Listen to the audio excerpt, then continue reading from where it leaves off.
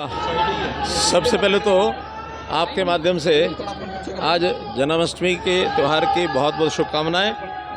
बाबा साहब अम्बेडकर जी को भी हम आज उनको याद किया, उनको भी अमर उनकी रहने की कामना हमने की। और गुरु रविदास जी जिनके स्मारक के इस स्थल के ऊपर आज हमने कार्यक्रम किया, उनकी भी हमेशा यादगार बनी रहे, ऐसा भी अपील हमने की।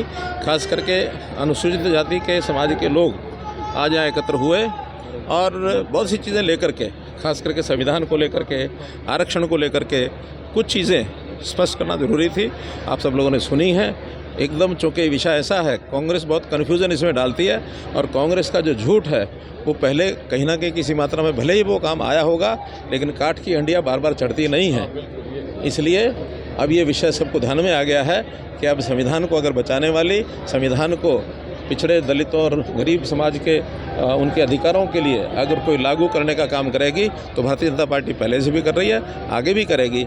ऐसे बहुत उदाहरण हैं जब कांग्रेस ने संविधान को ठेंगा दिखाया, चाहे वो देश की आज़ादी के बाद, इवन उन्होंने तो डॉक्टर अम्बेडकर जी को, उनका भी विरोध किया, उनके चुनाव के समय विरोध किया, उनको संविधान सभा की अगुवाई करने के लिए उनका विरोध था।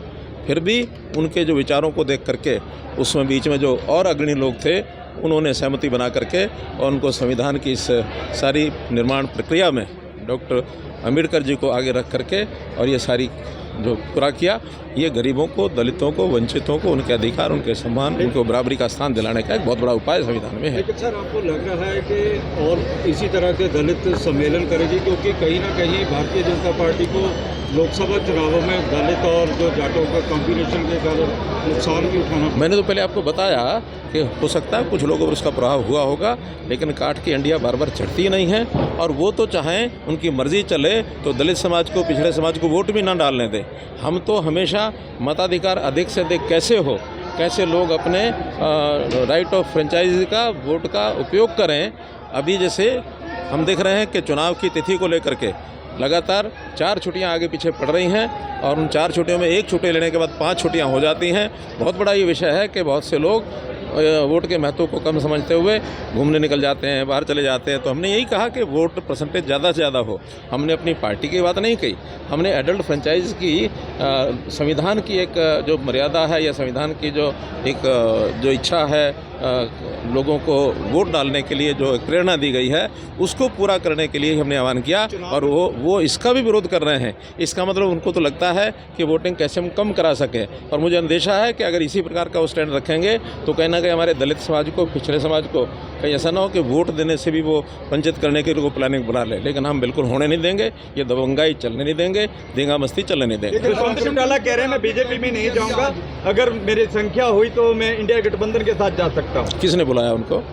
सर क्या तीसरी बार बीजेपी आएगी? तीसरी बार निश्चित रूप से आएगी और ये हरियाणा का एक नया रिकॉर्ड बनेगा कि भारतीय जनता पार्टी तीसरी बार, भारतीय जनता पार्टी के हमारे जो नेता है यहाँ के श्री नायब सिंह सैनी, उनके नेतृत्व में चुनाव करा करके और निश्चित रूप से पूर्ण बहुमत से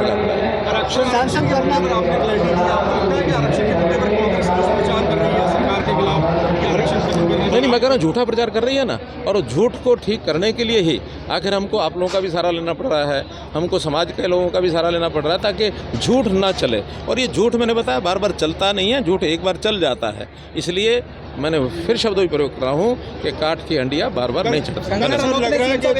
धन्यवाद। अब ये चुनाव आयोग का, ये चुनाव के कार्यक्षेत्र, चुनाव आयोग के क्षेत्र में आता है, मैं इस पर कोई टिप्पणी नहीं करूँगा।